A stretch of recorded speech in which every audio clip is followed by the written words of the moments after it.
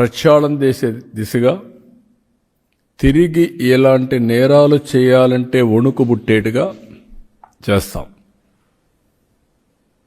వీళ్ళు ఆఫ్రికాలో కొన్ని నేర్చుకున్నారు, మూలాలు అక్కడి నుంచి స్టార్ట్ అవుతున్నాయి. ఆఫ్రికాలో నేర్చుకునింది ఇక్కడ ఆంధ్రప్రదేశ్లో అమలు చేయాలని కూడా చూస్తున్నారు. అది ఇక్కడ సాగదు. దీనికి కూడా రాజకీయ ముసుగు ఒడిదొడుక్కున్నారు. ఆ రాజకీయ ముసుగు దొడుక్కొని ఇలాంటి తప్పుడు పనులన్నీ చేసే పరిస్థితికి వచ్చారు. అందుకే నేను వార్నింగ్ ఇస్తున్నా, హెచ్చరిస్తున్నా, ఎలాంటి రాజీ ఉండదు. ఎవరైనా సరే టోటల్ ప్రక్షాళన చేయడం తప్ప ఇంకొకటి ఉండదని ప్రతి ఒక్కరికి హెచ్చరిస్తున్నా. ఈ రోజటి నుంచి దీనికి టెక్నాలజీ కూడా జోడిస్తున్నాం. ఇంతవరకు టెక్నాలజీ జోడించాం చాలా డిపార్ట్మెంట్లో. ఈ డిపార్ట్మెంట్లో ఇంకా పగడ్బందీగా చేయాల్సిన అవసరం ఉంది. అందుకే ఏపీ ఎక్సైజ్ సురక్ష యాప్, ఈ యాప్ని మీరు చూస్తే తొందరగా తీసుకొచ్చాం. దీంట్లో వినియోగదారుడు, విక్రయదారుడు అంటే షాప్ ఎవరైతే అమ్ముతారో అతను, అదే మాదిరిగా కన్జ్యూమర్ ఎవరైతే కొంటారో అతను, వాళ్ళిద్దరూ కూడా ఈ క్వాలిటీ చెక్ చేసే అవకాశం ఉంటుంది. అందులో నకిలీ మద్యం బాటిల్ని కనుక్కోవడానికి వీలుగా యాప్ డిజైన్ చేశాం. ఒక స్కానింగ్ చేయడం, వెరిఫై చేయడం, అక్కడి నుంచి హోలోగ్రామ్ ఉంటుంది, అందులో క్లియర్గా క్యూఆర్ కోడ్ కూడా ఉంటుంది, చూపించడం డెమాన్స్ట్రేట్ చేస్తాం. అది స్కానింగ్ చేస్తే అక్కడి నుంచి నేరుగా batch number, brand name, ML size, MRP, ఎక్కడ తయారైంది, ఎప్పుడు తయారైంది, manufacture details, depot location, vendor location అన్నీ వచ్చేస్తాయి. దాన్ని చూసుకున్న తర్వాత ఇది నకిలీనా లేదా అని చూసుకొని వినియోగదారుడు కన్జ్యూమ్ చేసే పరిస్థితికి వస్తుంది. అదే సమయంలో నకిలీదారుడు కూడా ఎవరైనా వీళ్ళు వినియోగించే వాళ్ళు కూడా గుర్తుపెట్టుకోవాల్సింది, ఈ యాప్ని ఒకసారి స్కాన్ చేసిన తర్వాత అందులో వచ్చే డీటెయిల్స్ చూసుకున్నాక ఆ బాటిల్ పైన ఉండే డీటెయిల్స్ ఒకసారి చెక్ చేసుకుంటే సరిపోతుంది. ప్రికాషన్ కింద బాటిల్ పైన డీటెయిల్స్ ఉంటాయి, యాప్లో క్లౌడ్లో డేటా ఉంటుంది, ఆ డేటా దీనికి ఇంటిగ్రేట్ అవుతుంది. ఒక బాటిల్ ఒకేసారి వస్తుంది మ్యానుఫ్యాక్చరింగ్. ఆ మ్యానుఫ్యాక్చరింగ్ అయిన తర్వాత నేరుగా వినియోగదారుడు చెక్ చేసుకుంటే చాలా క్లియర్గా ఉంటుంది. తెలుగు, ఇంగ్లీష్ 2 భాషల్లో వివరాలు ఉంటాయి. ఇక్కడ ఇద్దరికీ పెట్టాం. మద్యం బాటిల్లో రిటైల్ షాప్ కూడా ఒకసారి స్కాన్ చేసి అమ్మాల. అంటే ఒకసారి షాప్ అతను అమ్మితే నువ్వు అమ్మేసావని లెక్క. అదే సమయంలో వినియోగదారుడు ఒకసారి తీసుకున్న తర్వాత టెస్ట్ చేసుకోవాలంటే టెస్ట్ చేసుకోవచ్చు. టెస్ట్ చేసుకున్న తర్వాత ఈ డీటెయిల్స్ అన్నీ వస్తాయి. అప్పుడు సేఫ్గా తాగే పరిస్థితి వస్తుంది. మూడోది, ఈ బాటిల్స్ ఆ షాపులో అమ్ముతారు కాబట్టి ఇప్పుడు బెల్ట్ షాపులు ఉండడానికి వీల్లేదు. ఇంకా ఎక్కడ అమ్ముతాడో అక్కడ జియో ట్యాగింగ్ అయిపోతుంది. ఈ షాపులో ఉండే మద్యం ఇంకెక్కడన్నా అమ్మితే ఆ జియో ట్యాగింగ్ వస్తుంది. కాబట్టి ఇక్కడే అమ్మాలి. ఇక్కడ అమ్మినప్పుడు అక్కడ కూడా వాళ్ళకు వెసులుబాటు ఇవ్వడానికి రోడ్డు మీద తాగి లేనిపోని న్యూసెన్స్ ఉందని ఈరోజు పక్కనే పర్మిట్ రూమ్ ఇచ్చాం. దాని డబ్బులు కట్టుకుంటూ అక్కడే తాగేదానికి అవకాశం ఇచ్చాం. అక్కడే తాగొచ్చు, వెళ్ళిపోవచ్చు న్యూసెన్స్ లేకుండా. అదే సమయంలో ఇక్కడ తీసేపోయి వేరేది ఇక్కడ అమ్మితే కూడా నేరం. I'm very clear on that. కాబట్టి ప్రతి ఒక్క వినియోగదారు ఎవరైతే అమ్ముతాడో అమ్మే వ్యక్తి దీన్ని స్వాప్ చేసుకుంటాడు. ముందు స్వాప్ చేస్తే ఆ షాపు నుంచి అది అమ్మేసినట్టు లెక్క. ఎవరైతే కొంటాడో అతను కొన్న తర్వాత ఒకసారి స్వాప్ చేసుకొని ఏ బ్యాచ్లో వచ్చింది ఆ డీటెయిల్స్ చూసుకునే అవకాశం వస్తుంది. ఆ డీటెయిల్స్ చూపిస్తాం మీకు. అప్పుడు ఇంకా డౌట్ లేదు, పలాని రోజున మ్యానుఫ్యాక్చరింగ్ టైం కూడా ఉంటుంది దాంట్లో. మ్యానుఫ్యాక్చరింగ్ డే, టైం, బ్యాచ్, అదే మరి ఏ మ్యానుఫ్యాక్చరర్, ఏ ప్లేస్లో మ్యానుఫ్యాక్చర్ చేశారు, ఎవ్రీథింగ్ ఉంటుంది. ఇంకా ట్రేసబిలిటీ అండ్ సర్టిఫికేషన్ రెండు ఉంటాయి. ఐఎమ్ టెల్లింగ్, సర్టిఫికేషన్ అంటే క్వాలిటీ సర్టిఫికేషన్, ట్రేసబిలిటీ అంటే ఎక్కడి నుంచి వచ్చింది.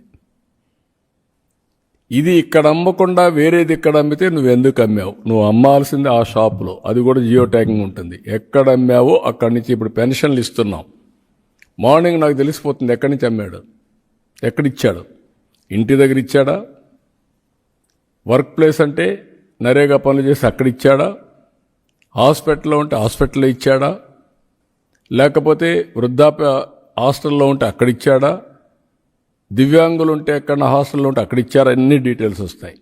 Same thing, they are eligible only to sell from shop. No belt shop is allowed. Belt షాప్లో కానీ అమ్మితే బెల్ట్ తీస్తా. I'm very clear. అందుకే ఈ యాప్ ఉపయోగపడుతుంది. అది అయిన తర్వాత ఎవరైతే వినియోగదారుడు ఉన్నాడో మీరు టెస్ట్ చేసుకోండి. ఇటీవల కాలంలో ఈ కుట్రలో భాగంగా మీరు ఒకసారి ఆలోచిస్తే శవ రాజకీయాలు చేయడం చాలా పెద్ద అలవాటు వీళ్ళకు.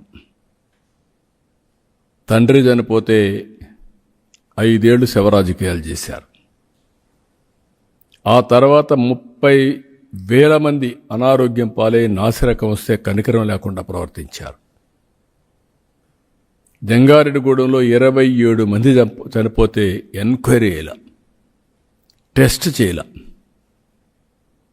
పోస్ట్ మార్టం చేయాల. అంటే ఒక బాధ్యతారాహిత్యంగా చేసి దాన్ని కూడా శవరాజకీయాలు చేసే పరిస్థితికి వచ్చారు. ఇప్పుడు ఇది జరిగితే ఎక్కడెక్కడ చనిపోయినట్టన్ని ట్యాగ్ చేసి ఆ బ్లూ మీడియా, సోషల్ మీడియాలో పెట్టి దీనివల్ల చనిపోయారని కరోనా దీన్ని కూడా పెట్టే పరిస్థితికి వచ్చేసారు. అంటే ఒక ప్యానిక్ రియాక్షన్ క్రియేట్ చేయాలి, రాష్ట్రంలో ఒక అలజడి రావాలి, అశాంతి రావాలి, దాని మీద వీళ్ళు రాజకీయం చేయాలి, శవ రాజకీయాలు చేయాలి.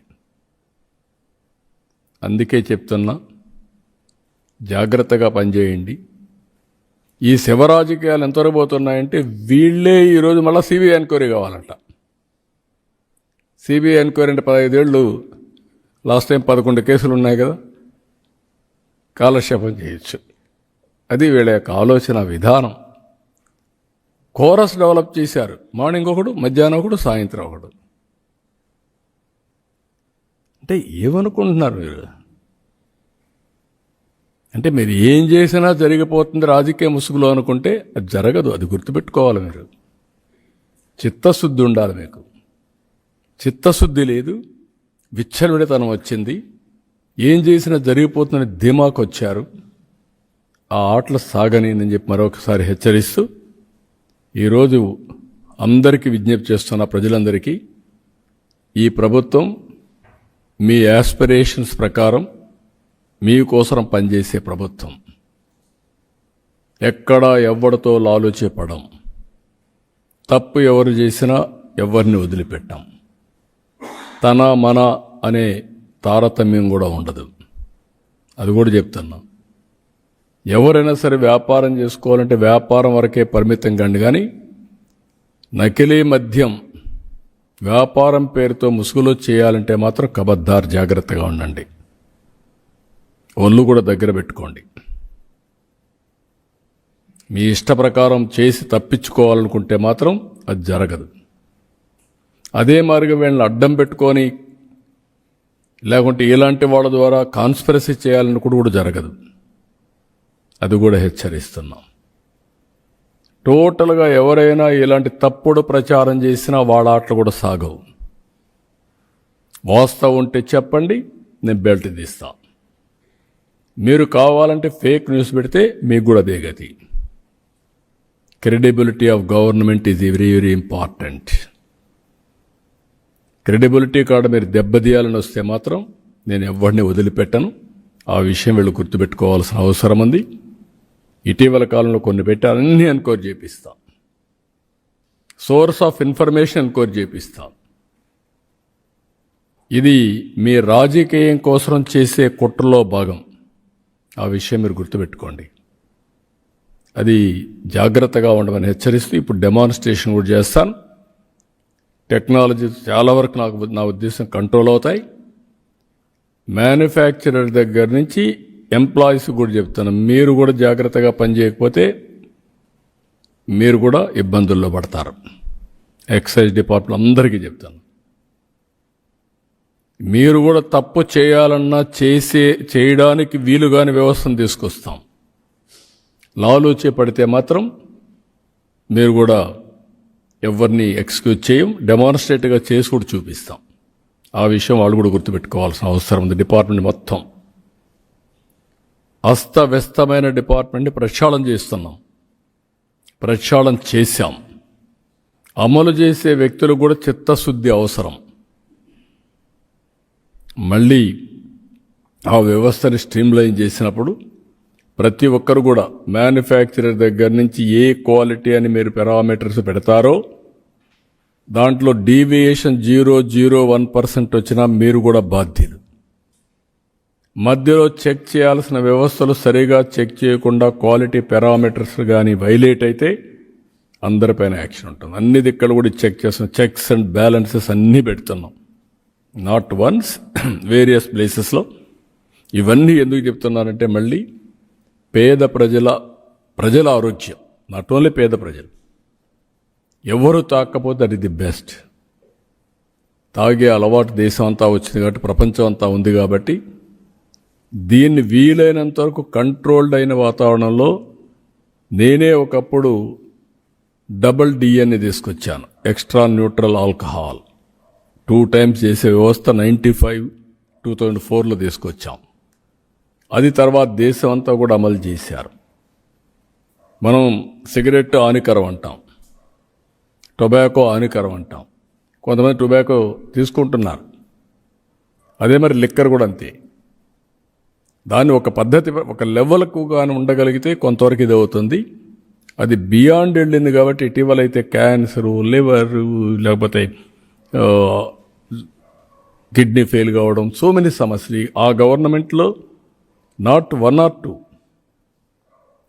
ఎక్సెస్గా మామూలు కంటే హెల్త్ అజార్డ్స్, హెల్త్ డిటరేట్ కావడం, క్రూషియల్ డిసీజెస్ 30,000 పెరిగాయి. Only based on illicit liquor, impurities and illegal. కాబట్టి దాన్ని ప్రక్షాళన చేస్తాం. మళ్ళీ వార్నింగ్ చెప్తున్నా గట్టిగా, రాబోయే రోజుల్లో మీరు గవర్నమెంట్ టెస్ట్ చేయాలంటే ప్రభుత్వ పని విధానాన్ని బేరీ చేయాలంటే మీరే చూస్తారు ఫలితాలు. ఎవరైనా కానీ ఎవరిని ఇలాంటి వాళ్ళ మాటలు నమ్మి మీరు కానీ అయితే మీరు బలిపరుసులు అయిపోతారు. Be clear. ఇల్లీగల్ వ్యాపారాలు చేసి పలానాడు నాకేదో అడ్రస్ ఇచ్చాడు, నన్ను కాపాడతాడు అనుకుంటే మాత్రం భ్రమలో బతుకుతున్నారు. బీ కేర్ఫుల్ అని హెచ్చరిస్తూ ఇప్పుడు మేము చేసే విధానం కూడా చెప్తాం. ఎప్పటికప్పుడు దీన్ని నేను అనలైజ్ చేస్తాను. టెక్నాలజీ అంతా కూడా ఎవ్వరు కూడా ఎక్కడ కూడా ఎలాంటి తప్పు చేయకుండా చేసే బాధ్యత